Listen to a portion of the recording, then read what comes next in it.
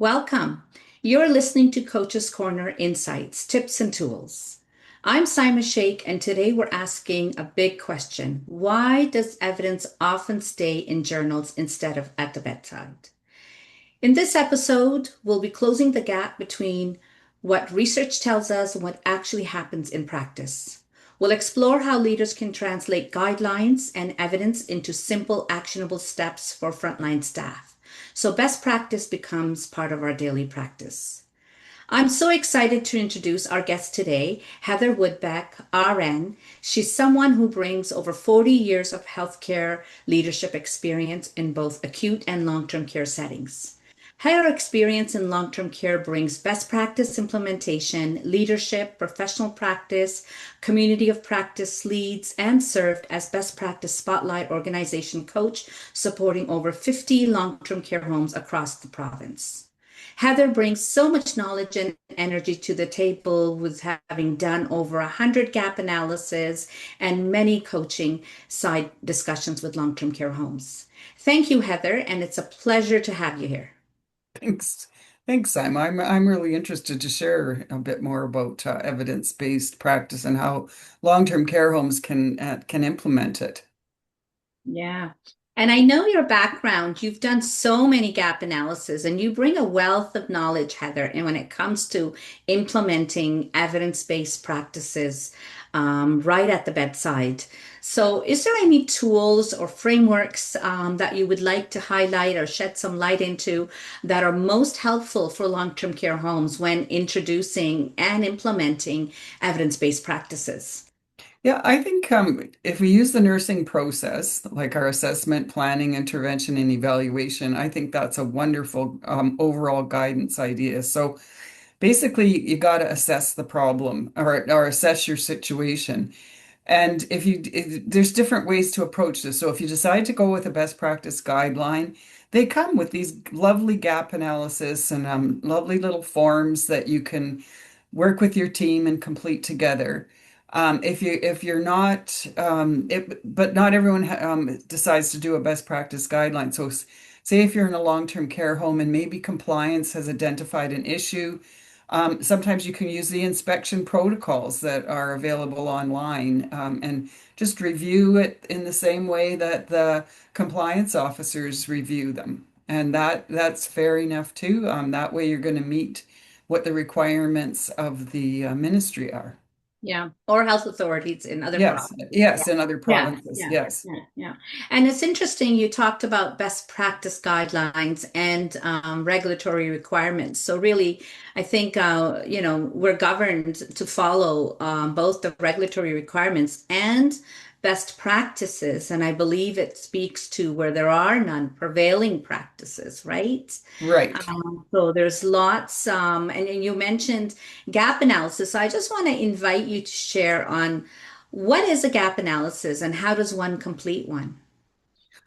So a gap analysis is kind of like is it the idea of where you are at and your practices in an organization and where you want to go to.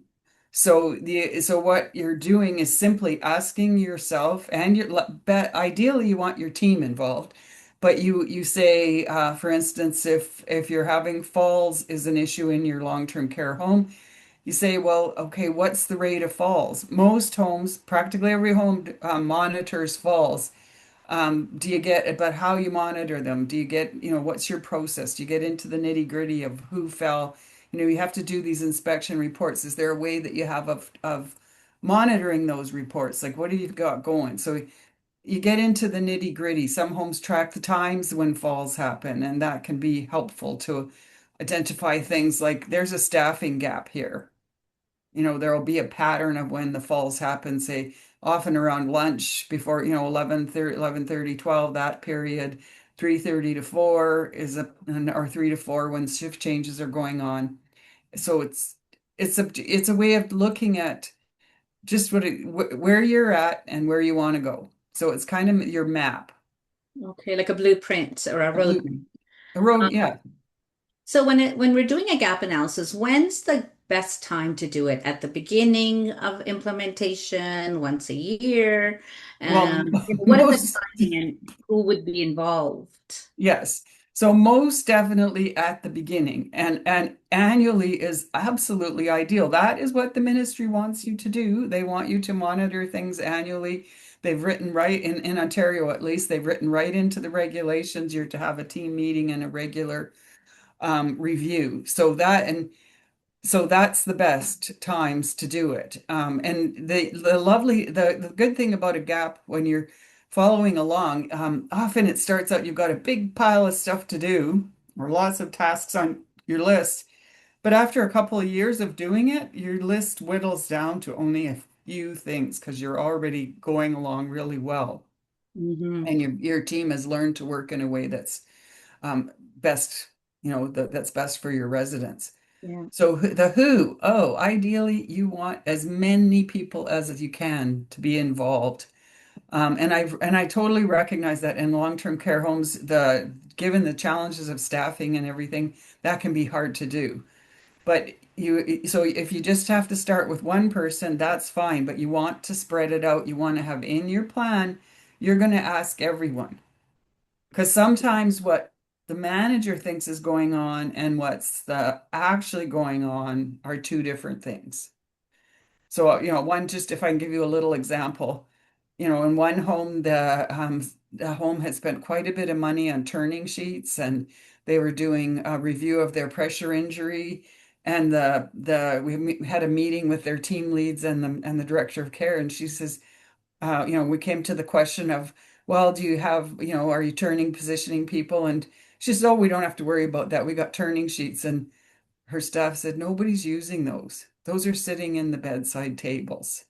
So that's just a little teeny example of how the staff knows what's going on at the front. They know what's actually going on. Yeah, yeah, they do.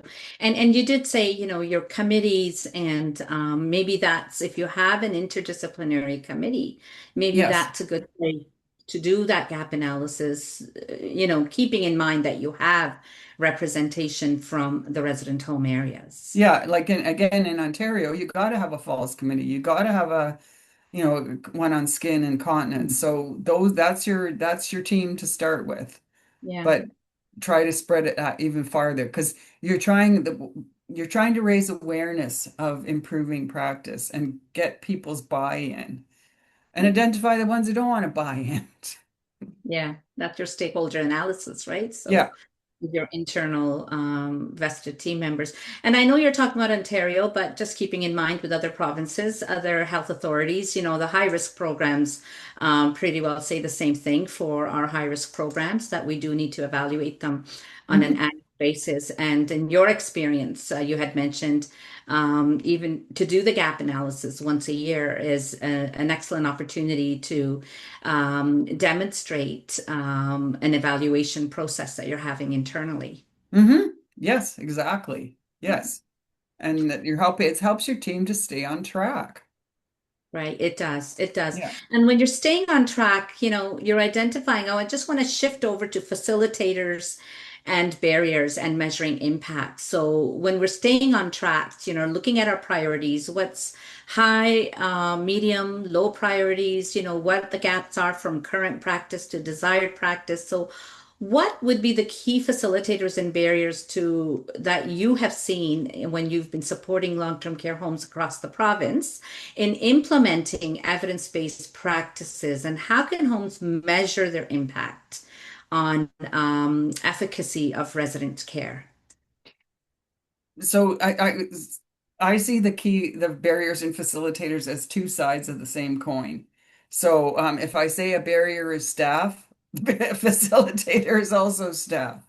So it's about getting buy-in from your staff and being and ask them understanding that they have a problem or that you have a problem and being willing to work together. So then that's the point about evaluation. Everybody needs to see your numbers. So the bit more you can post those numbers and uh, make those relevant to everyone, and that's staff, families, residents. Everybody needs to say, look, we're focused on I'll use falls again because it's such an easy fall. It's such a straightforward um, gap analysis and best practice guideline to implement and to monitor so that if if you can see falls going up or falls going down, it helps everybody remember, oh yes, we're working on falls.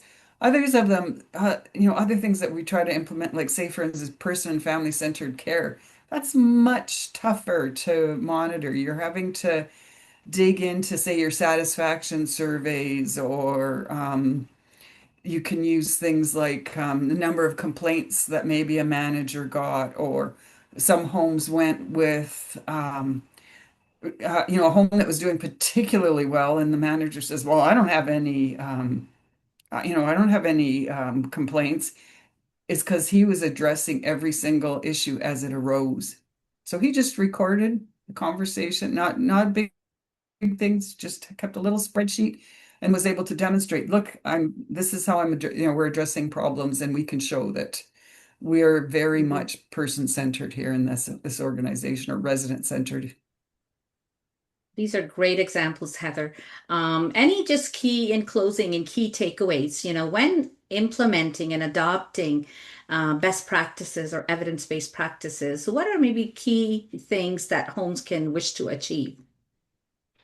Well, you can see improvements in practice. You can see a change in your staff. You can see, and most of all, the change in the residents, like trying to make it better for them. This what I find best practice is quite exciting because you can see how the lives of the residents can get better. Yeah. Thank you. Thank you for that, Heather. Heather brings a wealth of knowledge. She's been involved in guideline implementation for best practice guidelines across the province in Ontario, supporting dozens and dozens of long-term care homes. So thanks for being part of this important conversation on bridging evidence and practice. Remember, knowledge doesn't change care, action does. So adoption of evidence-based practices or prevailing practices does.